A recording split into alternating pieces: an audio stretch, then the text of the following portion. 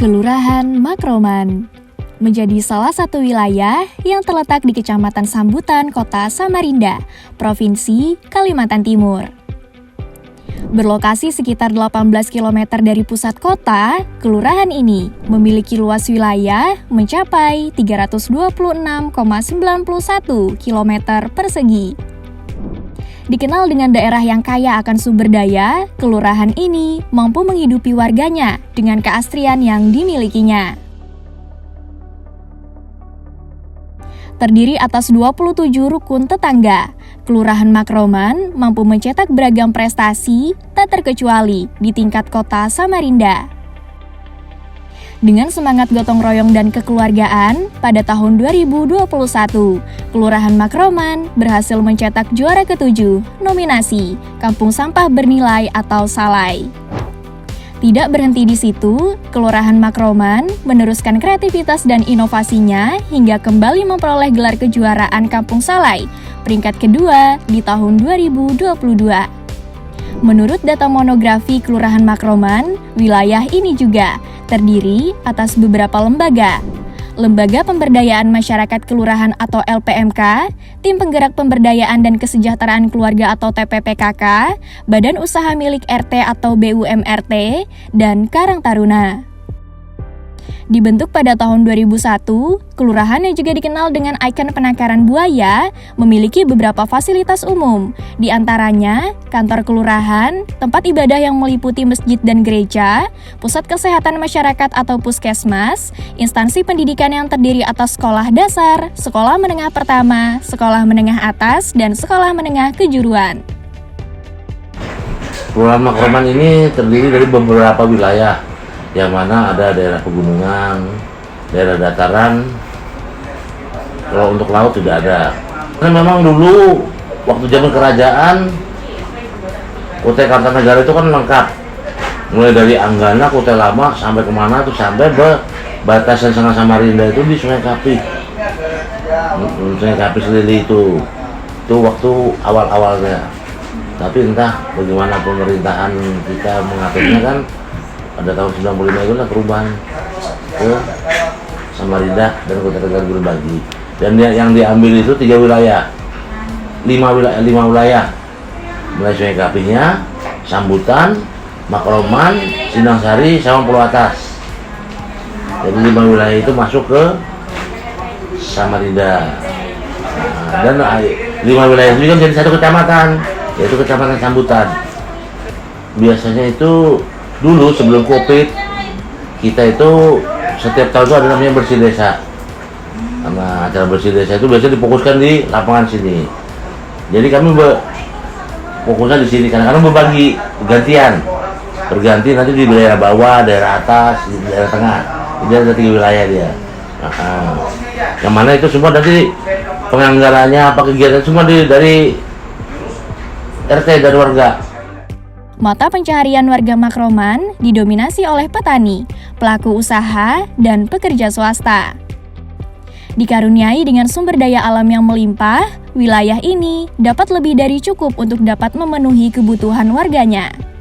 Beberapa sumber daya alam yang dikelola oleh warga Makroman ialah sawah, kebun semangka, kebun durian, dan ladang lidah buaya.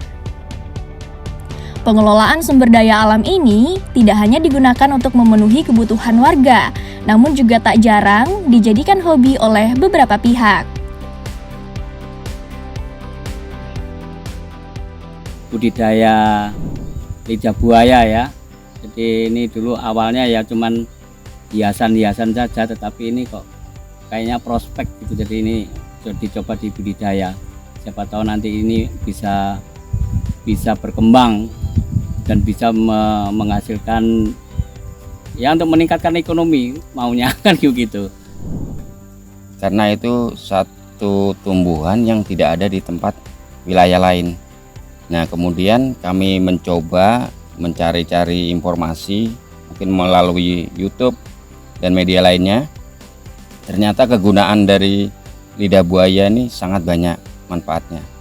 Nah, lantas kami dan ibu-ibu PKK serta Dasawisma mengembangkan atau membudidayakan lidah buaya ini untuk menjadi produk makanan ataupun obat herbal.